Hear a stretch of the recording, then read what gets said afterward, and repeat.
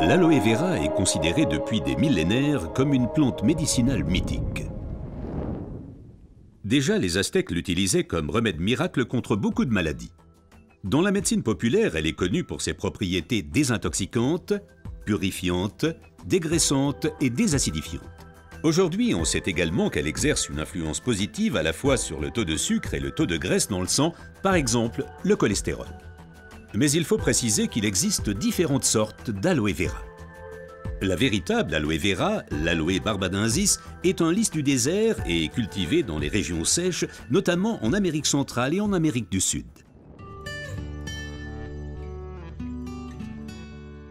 L'efficacité de l'aloe vera dépend principalement de son traitement, mais les différences se font dès la récolte.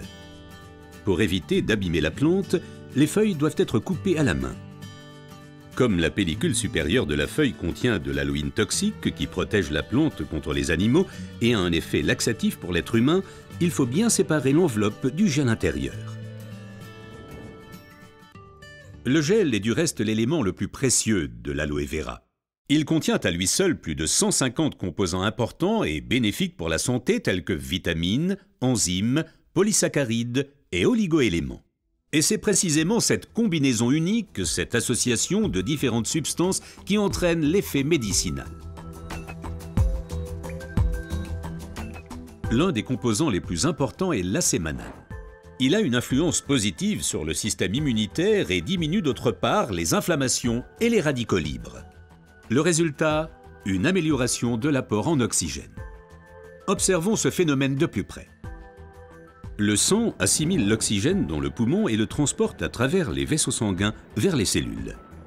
Les gros vaisseaux se divisent et deviennent de plus en plus petits pour devenir enfin des vaisseaux capillaires. Les capillaires sont les plus petits vaisseaux sanguins. C'est là qu'a lieu le transfert de l'oxygène du vaisseau sanguin vers les cellules.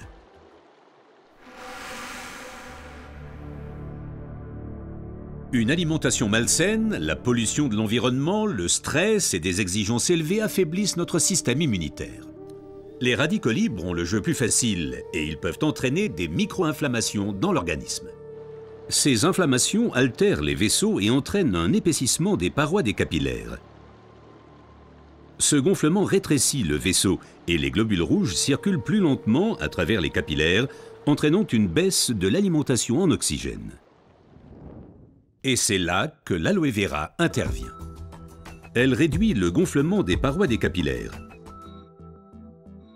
Les globules rouges circulent plus rapidement et l'alimentation en oxygène est améliorée. Les toxines et les impuretés sont évacuées plus rapidement. De récentes études indiquent que d'autres substances naturelles peuvent encore améliorer l'effet de l'aloe vera. Parmi ces substances, il faut citer tout d'abord le silicium, mais aussi l'huile d'onagre et enfin les minéraux basiques.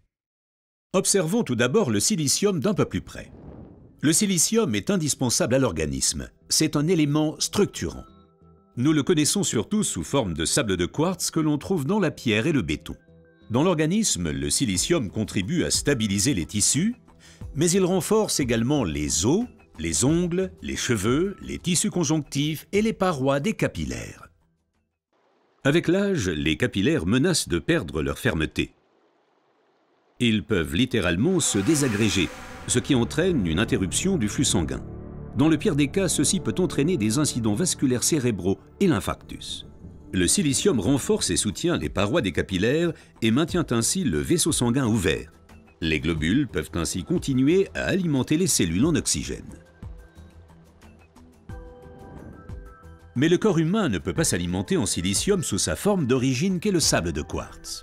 Toutefois, la nature offre des alternatives, et notamment une source végétale idéale, l'ortie.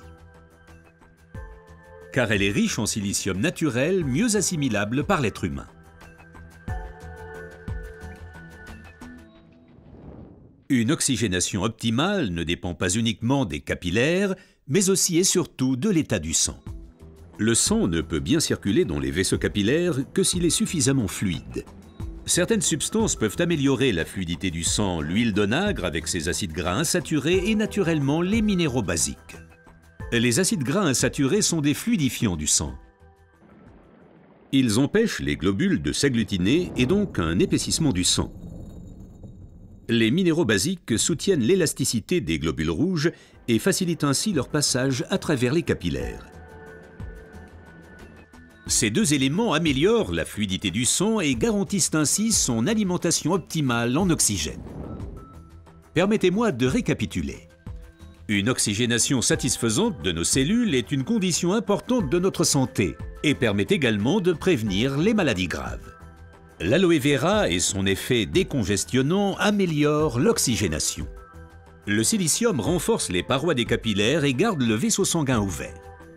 Cet effet est renforcé par l'huile d'onagre et aussi par les minéraux basiques. Ce que la médecine populaire savait depuis longtemps est maintenant confirmé par la recherche moderne.